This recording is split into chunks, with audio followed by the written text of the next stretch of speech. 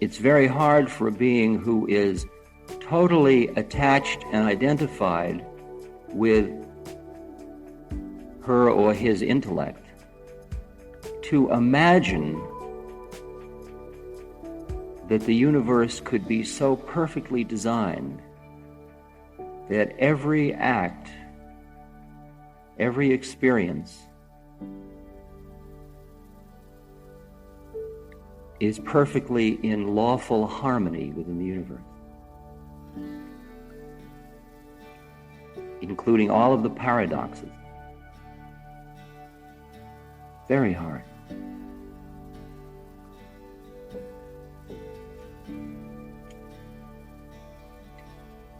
Statement, not a leaf turns, but that God is behind it, is just too far out. Too far out to think about.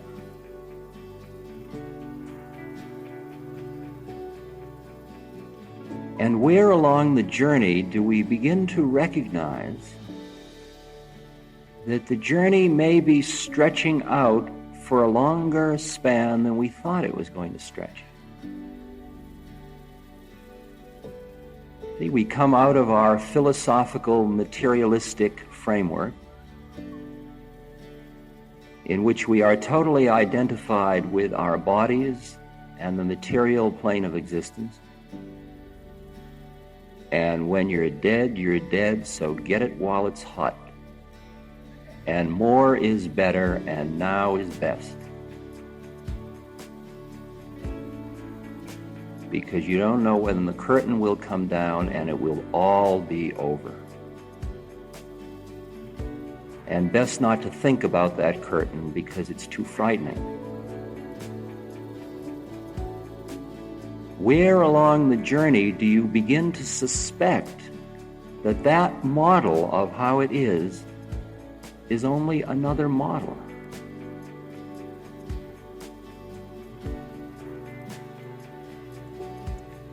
And that this lifetime is but another part of a long, long, long journey. In the Buddhist teachings, it gives an example or an analogy to indicate how long you've been doing this. The image is that you imagine a mountain 1 mile by 1 mile by 1 mile.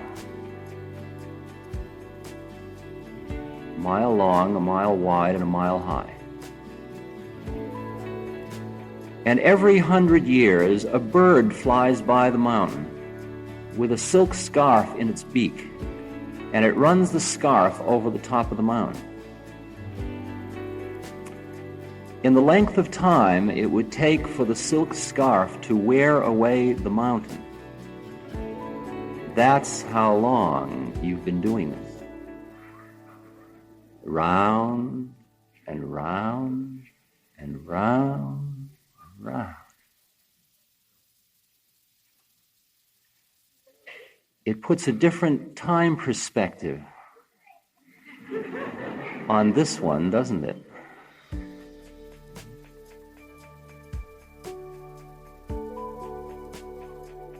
Not all of those rounds on this plane, not all of those rounds in human form, but all of those rounds as part of a journey that has direction. It's like a huge wheel.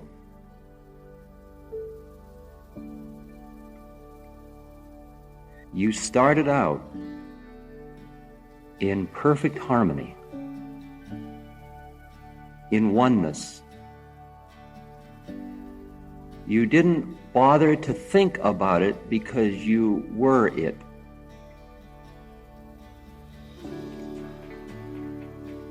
It was all flow.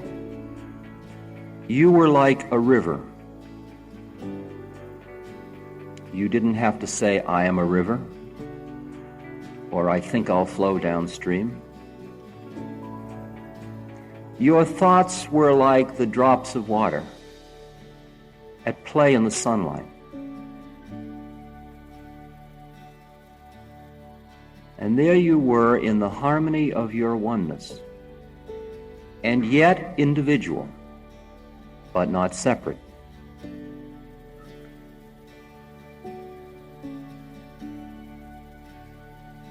At which you chose to perform an act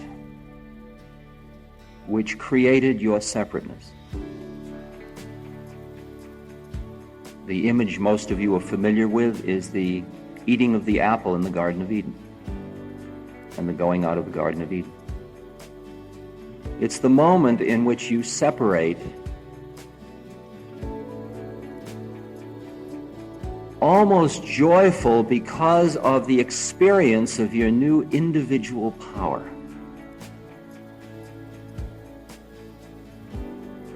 And that act starts a sequence of events of your separateness in which you experience increasing excitement and attachment to your separateness, to the point where you lose the memory that you were ever part of the one. And you weave through birth after birth, caught into your separateness, into your senses, into your thinking mind. And all of your fantasies and anticipations are, if I only had that, it would be perfect.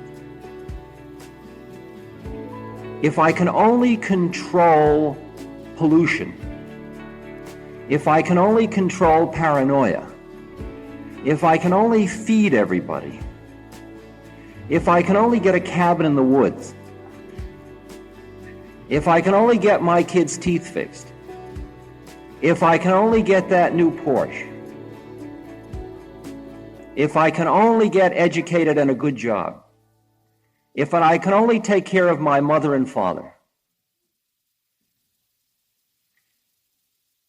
if I can only calm my mind and have a little peace. And each thing we pursue, sometimes for lifetimes, and each time we achieve something, like a sexual orgasm, there is a moment when we break out of our separateness and we remember. But because we don't have any model to explain what it is we remember, we come right back into our separateness and we say, far out, I just went out of my mind. That was great. And then as you go through these cycles, you get so deep in that when you go out of your mind, you panic.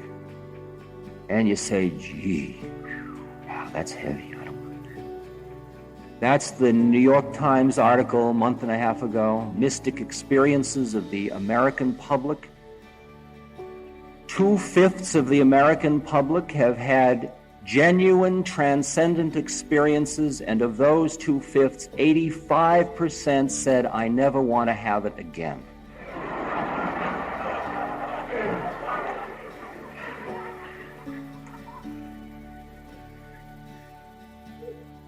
That's deep into the attachment to one's separateness.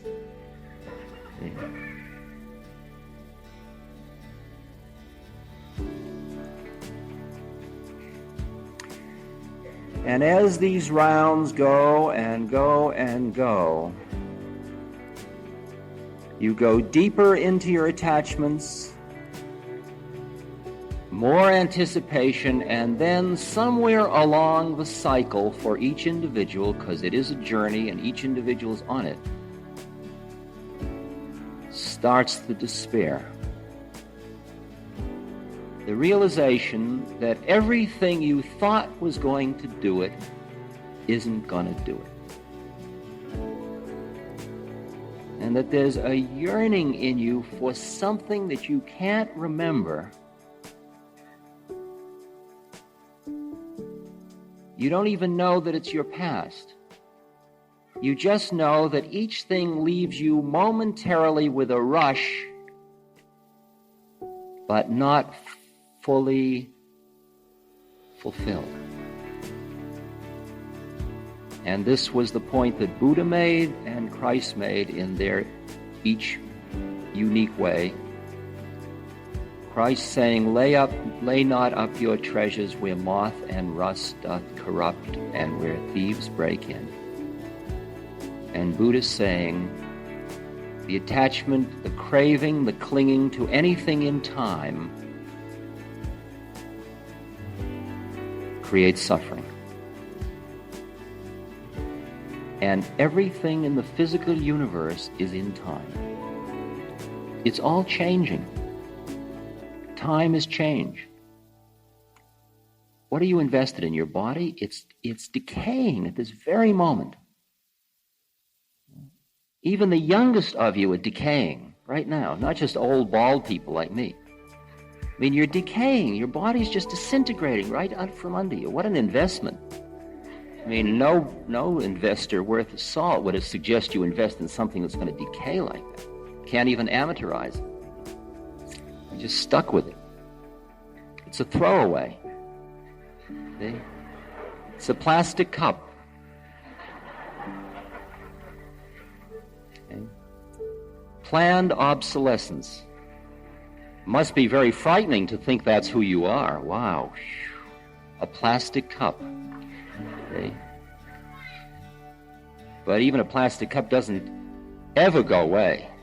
But you will go away. And even your precious brain that you think is keeping you afloat, can you see it all being eaten? Did you ever pick up a skull and you look inside, it's empty?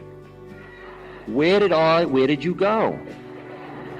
Where did you go? That's who you think you are. That's it, right in there. That's it. That's the one.